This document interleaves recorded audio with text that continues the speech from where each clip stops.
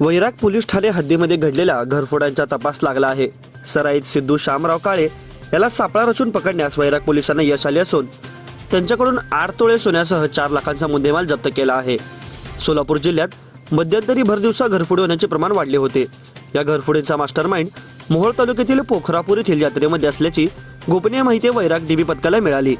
वैराग police ठाण्याचे police निरीक्षक विनय बहिर यांच्या मार्गदर्शनाखाली पथकाने सापळा रचला आणि सराईत गुन्हेगार सिद्धू शामराव काळे राहणार चिंचोळी एमआयडीसी तालुका मूळ सध्या राहणार शेळगाव तालुका बार्शी यास ताब्यात घेतले. वैराग पोलीस ठाण्याच्या हद्दीतील 4ही घरफोड्यांची त्याने कबुली दिली. त्याने स्वतःहून 8 तोळे सोने पोलिसांच्या स्वाधीन केले आहे.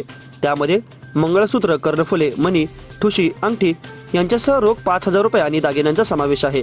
या गुन्ह्यामध्ये वापरलेली एक दुचाकी मोटरसायकल देखील जप्त करण्यात आली आहे.